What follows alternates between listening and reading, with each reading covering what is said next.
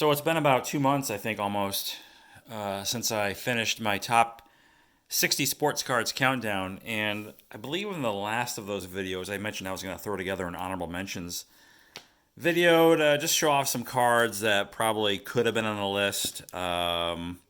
Maybe fell a little bit short. But the way prices are, it seems like these days some of these guys could definitely have been on there if I were putting the list together today. But I have a few raw cards too I'm going to include here just because I think they're significant. I have this John Elway fan favorites autograph from, I think it's 2003 Tops. I forget.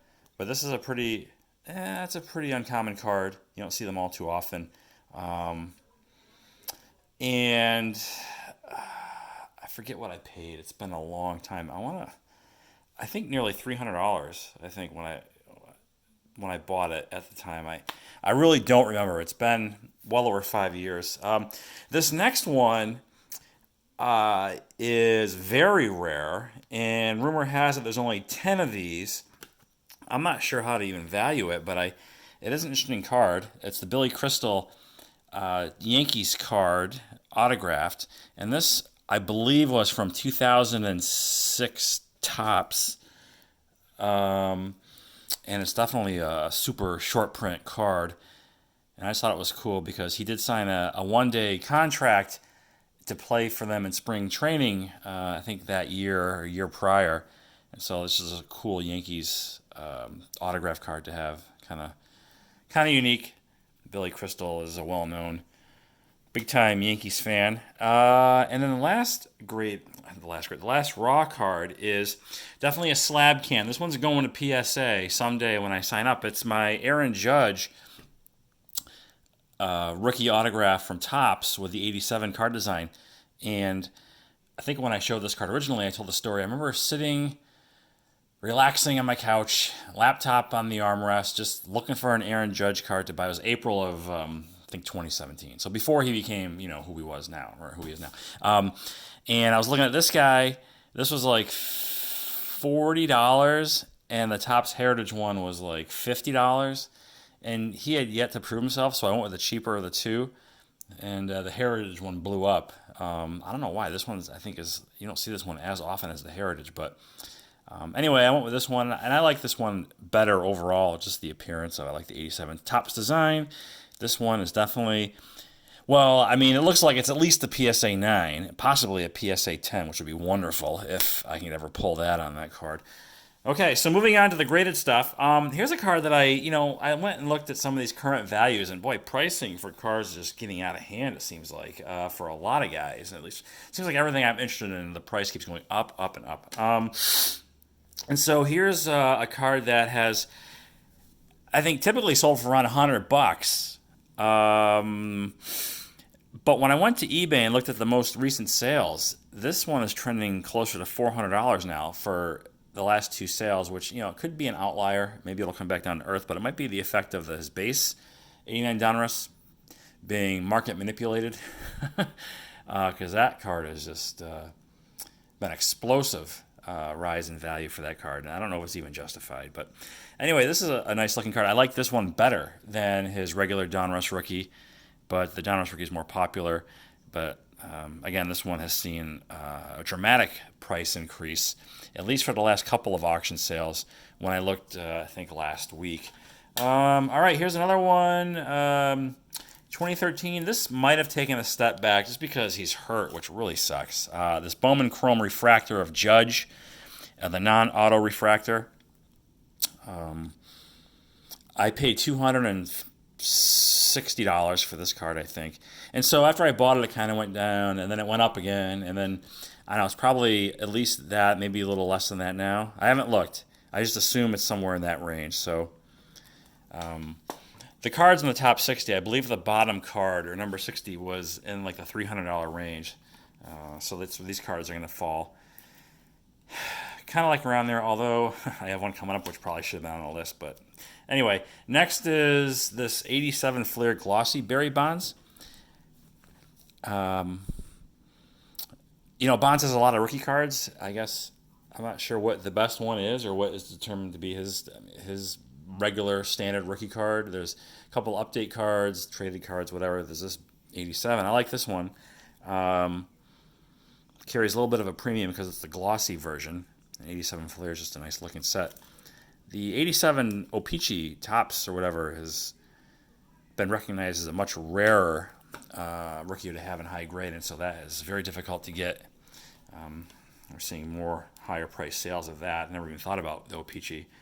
All right, so I don't know what happened. There was a reason why he didn't make the list. This is the only Mantle card, well, the only singular Mantle card that wasn't on the countdown from 64. This one's only a 6. Self-submitted. I bought it raw for $240 or something like that, and it's probably worth about that. I don't know, maybe it's worth more now in a 6, but when I submitted it, I wanted at least a 6. That's what I put on the thing, and that's what I got. So I don't know if I'll ever upgrade that. Don't think it's necessary. That's the only PSA 6 Mantle I have from the 60s. Everything else is 6.5 or better. And here's another Mantle card which didn't make the cut, but it's a multiplayer. It's the 68 Harmon Killebrew Mays Mantle Superstars card, PSA 7.5. One of the very first Mantle cards I picked up, too, when I was building the Mickey Mantle collection. This might have been like the 3rd or 4th card I acquired. Probably around about 9 years ago at this point. So there's that. T206 Mathewson dark cap. There's a white cap version. I like this one better. And 1.5 grade. All my tobacco cards are like low grade stuff. 1.5 to 2.5 range. So it's pretty typical for me for these cards. I don't do the high grade stuff or the higher grade. It's just I spend my money elsewhere, I guess. Okay, here's a Joe Torre rookie from 62 Topps. And this is 7.5. That's a pretty good grade for this set. This, like the 71 Topps, are really difficult to get. A lot of chipping issues on these cards. These wood grain borders. Joe Torre rookie card. And then here's a 61 Maris in a 7, which is a little off center, left to right, or right to left, depending on what you... maybe I would have passed on this card. I bought it a long time ago because I'm more of a stickler for centering these days than I was back then, obviously, here. And that 66 Mantle I have is just awful. But anyway, this was the year he hit the 61 home runs, although I believe the 62 Topps card, number 1, is more valuable because of the condition-sensitive set and because it's the year after he hit that, set that record at the time. All right, here's this was one of my first Friday Night Vintage cards. He made an appearance in the first video I did, I think. The Duke Snider 51 Bowman. It's a great set. So I thought he deserved an honorable mention here. This cost me like $200. I don't remember exactly, but he definitely is a bargain buy. Duke Snider cards are not very expensive, relatively speaking, to the other stars of that particular era. 60 Topps, Roberto Clemente in high grade, I guess, 7.5. Really nice looking card there. Love the 60 Topps. Got Ozzie Smith, 80 Topps and a 10, part of my second year 10s collection. Because a PSA 10 of his rookie card is just ridiculous. I mean, it's probably, $10,000? Several $1,000s at least, right? So here's a second year 10, much more affordable. I want to say I paid like $200-something for this when I bought it. The first of 2 Munsons, my 73 Munson and the PSA 9. Love this card, probably my favorite Munson card. I don't have the 71 Topps, but even if I did, this would still be my favorite Munson card because I just love the look of this card. And that centering on the back is not so great, but high grade PSA 9.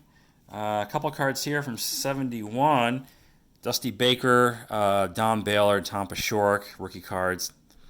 And this one sent me back over $200. I don't remember, maybe around $200 for this one.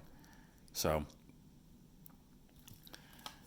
And this card has seen a dramatic jump in price, and it might be the Harold Baines effect, getting into the Hall of Fame. So file this one under the glad I got it when I did, because I paid 160, I think, for Ted Simmons rookie card. And if you look on eBay, I believe the last couple sold for like $400, because I think the rationale is if Harold Baines can get in, this guy should get in, among others, like Steve Garvey and Dave Parker and people like that. So we'll see. So I guess I better get my Garvey rookie taken care of sooner than later if that's the case. But anyway, this guy was a great player. If you look at his stats, just I think he played in the shadows of like what Johnny Bench and Carlton Fisk, during the '70s, right? So you didn't really hear much of him, I guess, but he was just a solid all-around performer. Ted Simmons rookie card from 71 Topps. Here's my other Munson. This is the rookie card I picked up a long time ago. I do recall paying about $160 for this card, whenever that was. I think it's worth a little more now. This is from 1970. It's a PSA 8, got the old flip.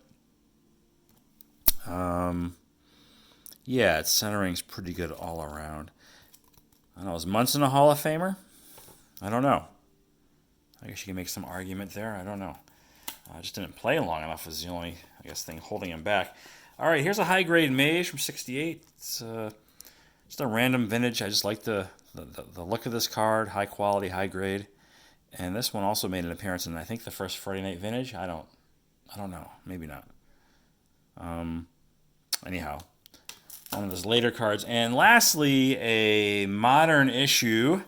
This guy's starting to light things up. It's my Bowman Chrome autograph prospect refractor of Gleyber Torres from 2015, but his rookie card is from 2018, I guess, right? Or 2017? 2018 is his rookie card, but let's face it, this is the real rookie card here. I think a player's first card should be the rookie card. The hell with those damn logos. So anyway, this is the last of my honorable mention list, I guess. I mean, there's probably more I could put on here. Like I said, card values are really volatile these days. Some things are going way up, and it's hard to keep up with everything, unfortunately. So anyhow, that will do it. So there you have it. The sports cards countdown, honorable mention list or group. And yeah, I'll talk to you soon.